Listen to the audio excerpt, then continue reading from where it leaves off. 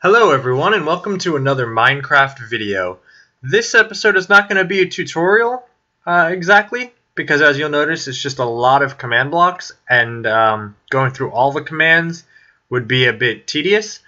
If I remember, I'll put a world download in the description below, but this was actually a world that I downloaded from someone else and then added onto because it was clean. So I'm going to have to get rid of all of that stuff before I put the download up. So if I forget, please remind me if you're interested. Otherwise, I'm just going to be going over sort of an overview of how this works. So what is this? Well, let me show you. So let's say I'm going around, I'm in the nether, getting my blaze powders up. And obviously, as you can see from my hearts below, I'm in survival mode. And I decide I want to see if there's anything new that's been added to Game Maker. Wow. My programming days are coming back to haunt me. Yeah, I want to see if there's anything new added to Minecraft.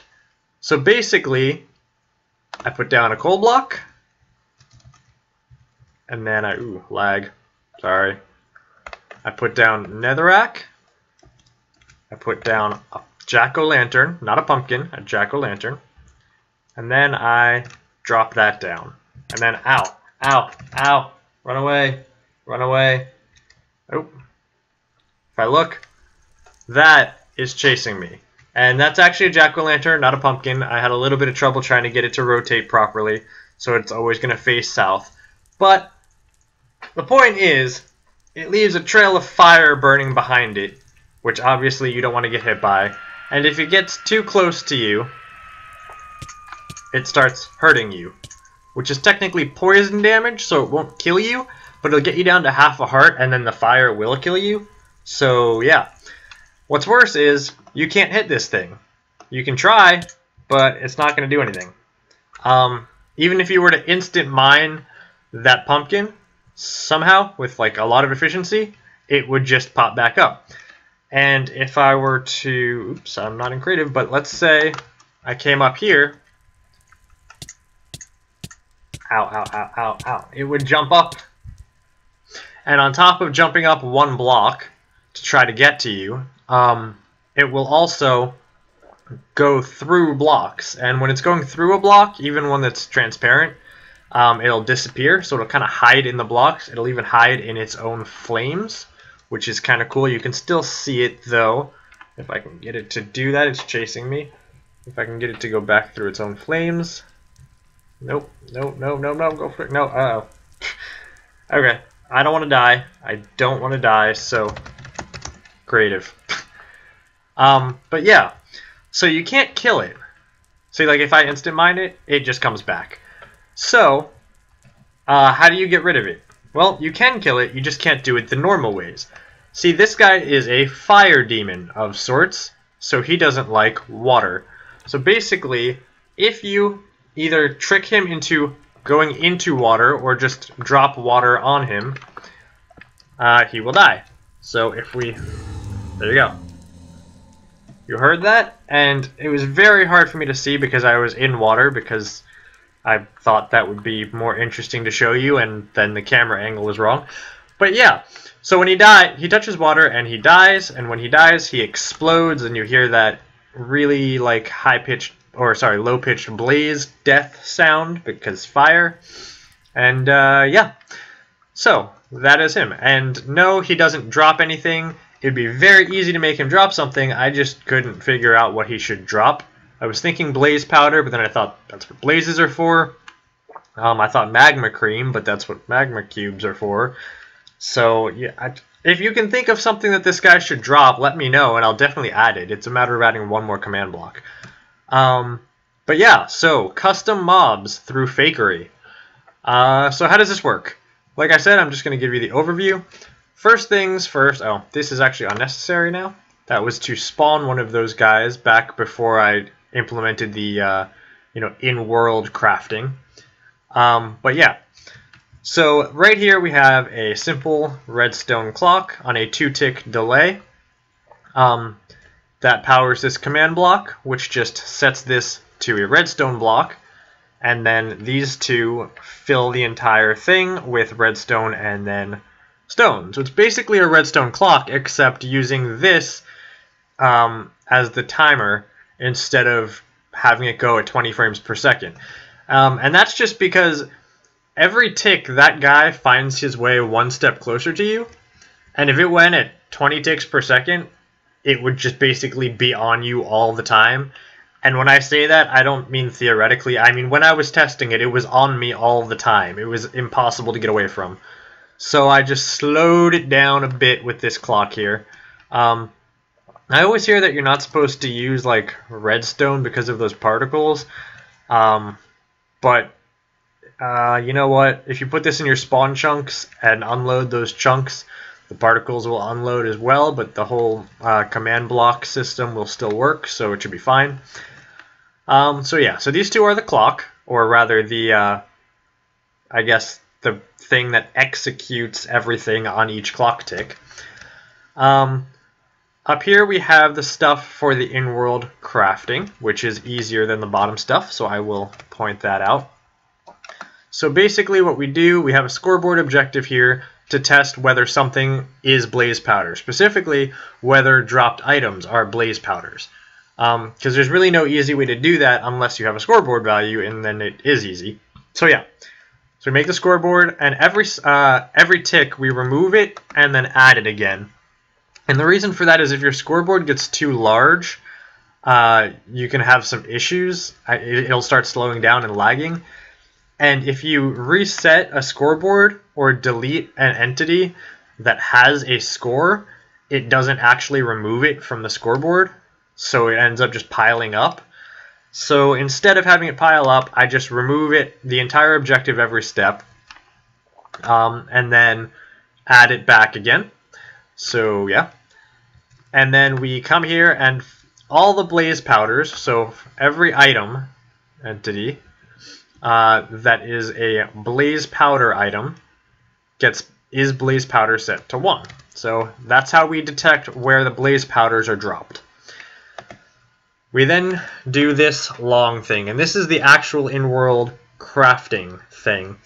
Basically, it's a series of nested executes and detects that detect the entire 3-block tall structure underneath blaze powders.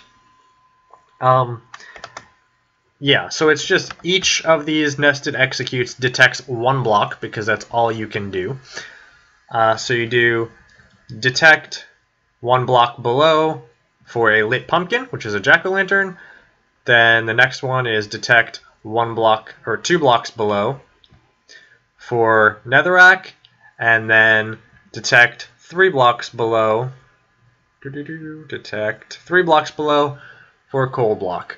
And if it finds all of those things, that means you've dropped blaze powder on the correct in-world structure. Then it just sets that blaze powder. The score for it on is blaze powder sets it to 2 instead of 1. And that says, okay, this blaze powder is actually on the correct structure. And then we use that in these last 3. So the first thing we do is summon a snakehead armor stand, which is actually the armor stand that controls the head of the pumpkin demon, or whatever I'm calling this. I haven't come up with a name yet. It's called snakehead because originally it was supposed to be a snake, which is, you know, you can see it kind of looks snake-like in the way it moves. But then at some point I decided to make it fire instead. But I still left the name Snakehead, so Snakehead. So yeah, this is the armor stand that controls the head. And then it fills 3 blocks below that blaze powder. See, is blaze powder equals 2. So the detected blaze powder.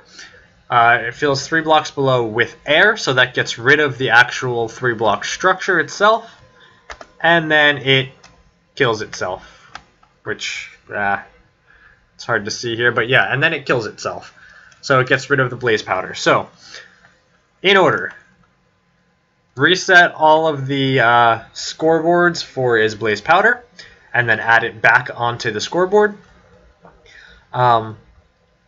Detect all the blaze powder items. Detect the blaze powder items on top of the coal block, netherrack, and jack-o'-lantern structure. Summon the fire demon head. Get rid of the structure, fill it with air, and then get rid of the blaze powder. So that's the in-world crafting. Now the hard part. And if any of that confused you, yeah, like I said, if I remember, the world download will be in the description once I get rid of all of that. If I forget to, please remind me if you are interested, because I will likely forget to by the time this is uploaded, just because I have other stuff to be doing, and when I get done with that, I might forget. It's very likely. So yeah.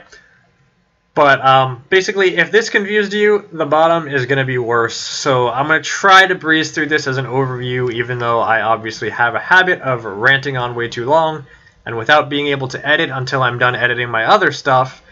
Yeah. So anyway, first thing we do is, so the way this works is the mob, it's not really a mob, but the creature is a combination of two armor stands that follow each other, basically. So you have one armor stand that acts as the head, which is where the pumpkin goes, and one armor stand that acts as the body, which is what lays the fire trail down. Every time the pumpkin moves, the fire goes where the pumpkin was. Right? And so that's how it leaves the trail behind it. So the very first thing we do each tick is destroy any, so we execute from the head and destroy any bodies in a radius of 3. It should only need to be a radius of 1, but I was just playing it safe. So it destroys any body around it, and that's because that will be the body left over from the last step. So at the beginning of each step, you'll have, say, like a head here, and then a body here. So what you want to do is get rid of this body, put a new body at this position, and then move the head to here. Or to, one step closer to the player. And so that's what it does. So yeah, first kills the body from the previous step, then it summons a new body, then it fills, it replaces pumpkins with air in the vicinity, using Phil's replace thing, and the reason for that is just so that it doesn't accidentally set a block that, like a solid block that it happened to be passing through, and it doesn't delete it. Instead, it just will only replace pumpkins with air, so it gets rid of the pumpkin. And then it does snake markers. So what are snake markers? So this is where that technique comes in that I said I found in a tutorial that I don't remember who made it. And again, if you do, let me know in the comments below, and I will give credit. But basically, the way the thing follows you is... well, it's kind of a nice trick. So it is not easy in Minecraft to detect what direction the player is facing, or more specifically, I mean, it's even harder than that to detect the direction between two things. So like if the head is over here and I'm over here, there's no like actual way that I know of to detect the direction from here to here so that it can move towards it. You can obviously teleport directly towards it, but that wouldn't be good. That would just be on you all the time. So the trick here is that you create armor stands. In this case 6, it could be just 4 if I didn't want it to be able to jump up, but I did, or also to move down if you were like to move down a block. But I did. So basically you create, in this case, 6 different armor stands, each one offset from the head by 1. So in this case, it's 1 on the X. Here it is, I think it's -1 on the X. Let me just go check the coordinates. Yep, -1 on the X. Then I have 1 on the Y, -1 on the Y, 1 on the Z, -1 on the Z. So basically, all 6 blocks around the head gets an armor stand called snake marker, right? So it gets a marker, and they're all invisible, of course. All my armor stands are invisible. And then what happens is, this one? Yes. So we execute from the player, and now keep in mind this is actually single player only. I believe if I were to execute this from the head and then nest this execute in it, it would work in multiplayer for the most part, but for now, single player. But yeah, so it executes from the player, and it kills all of the snake markers within 50 block radius, right? So all the nearby snake markers. But very importantly, it has this parameter here. C equals -5. Now that's a count parameter. And so normally if you do like C equals 5, that would mean the nearest 5 to you. But since I'm using -5, it means the furthest 5. So remember, we created 6 armor stands, 6 markers around all of the places that all of the surrounding blocks from the head, and we're only destroying the furthest 5, which means the one marker left around the head will be the nearest one to the player. And so that's the key, because now you can just do this. Execute from the snake head, teleport the snake head to the one nearest armor stand that's called snake marker. So we got rid of all 5 of the furthest snake markers from the player, leaving the one that's closest to the player, and then we teleport to that one. And that is how we get it to move towards the player every step. And then we just kill all the snake markers, because the one that's left doesn't need to be there anymore. So it's just kind of clean up.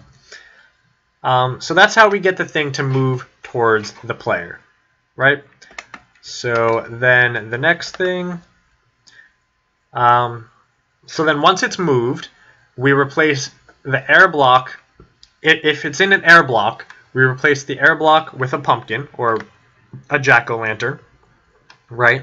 And I specifically said if it's in an air block because it will move through blocks. And also, more importantly, even if it didn't move through blocks, it would move over non-solid blocks, like for example this.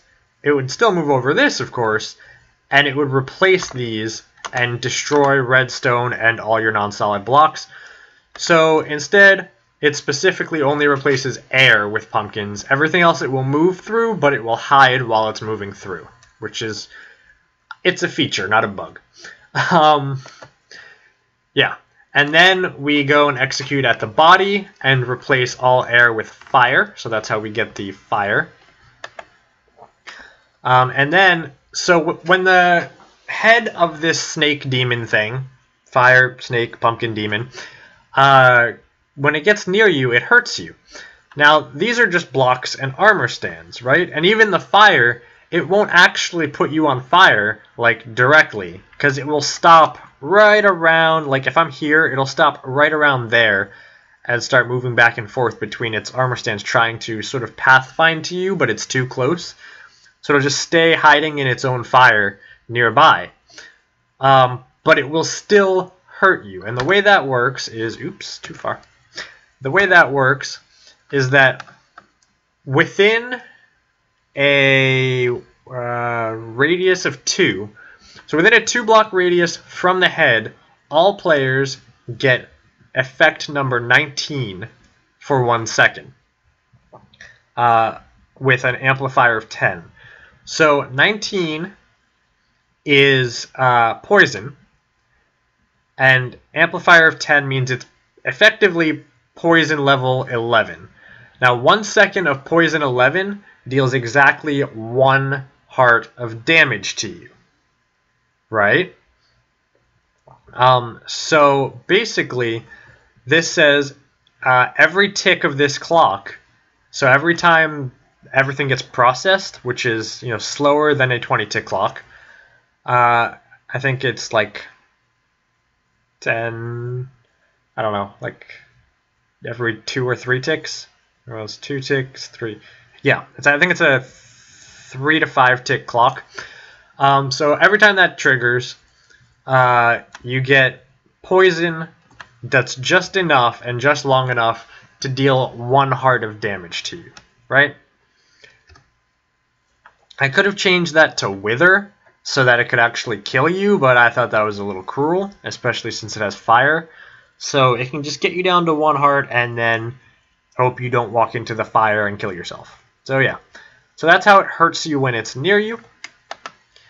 When it dies, which is to say, when it detects that it is in water, so we're executing from the snakehead, and it's detecting at its current position if there's water, then the first thing it does is play the sound, which is the blaze death sound with 0.75, so 75% pitch, so it's lower. And then same thing, detects water, creates those lava particles, and 100 of them in a 2x2x2 volume. And that's why it explodes when it dies. And then it kills itself. So kill, armor stand. And it says 2 within a radius of 1. That's so that the head, when it dies, it will kill itself, and also it will kill the body trailing behind it. Right? See, the last thing it did was kill a snake body. So it kills itself and the body behind it with particles and a sound. Yeah. And it hurts you with poison, and it sets fire at the body and pumpkin at the head. It cleans up the markers. It teleports to the nearest marker. So all of these are to pathfind to you. A lot of these are pathfinding. And then it cleans up behind itself and creates the new body, and the new kills the old body, makes the new body, and cleans up the pumpkin from behind itself. So yeah, so in world crafting, well, actually let me start from the simplest. Redstone clock, command block clock. In world crafting,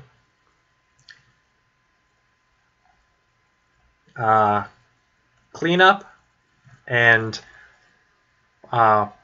body movement, pathfinding, head movement, head danger, or rather like, attacking, and then death. And so those are all the components. So yeah, and of course, as long as those command blocks are loaded, i.e. in a spawn chunk or something, this will work anywhere in the world. So let's say, and I have no idea if this is actually in a spawn chunk, but let's say I take my coal block and my netherrack, and I obviously have 55 blaze powder, so that's fine. And let's go all the way out here. I really hope it's in a spawn chunk. No, it's still within render distance. So let's come all the way back here. I don't know how high I have my render distance set. But yeah, okay, fine. Let's go here. And we do that. And we do that. In fact, we can do this multiple times. So, oops, I forgot my jack-o'-lantern. I forgot the head. The most important part. And because it's a single column, I technically should be able to put 2 right next to each other.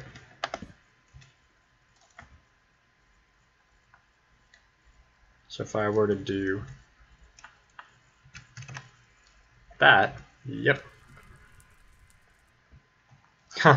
So now I've got 2 after me, and I can do as many as I wanted. Of course, like I said, it doesn't yet drop anything, so there's no point in... Okay, the pathfinding seems a little off when there are 2. Oh, because they're destroying each other's markers. Ooh, uh-oh. No. Okay, so it's not very good for there to be 2 in the world. Let me kill it, kill it, kill it.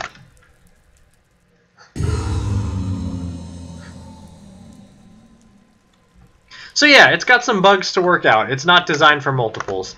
But you saw it. It's a new mob. It works for the most part. And if you can think of anything that it might drop that would be worth, like, fighting this thing for, obviously it's easy to kill. I suppose I could give it a scoreboard value for health and then just have water hurt it instead of killing it. I don't know how I would indicate that it's hurt, though.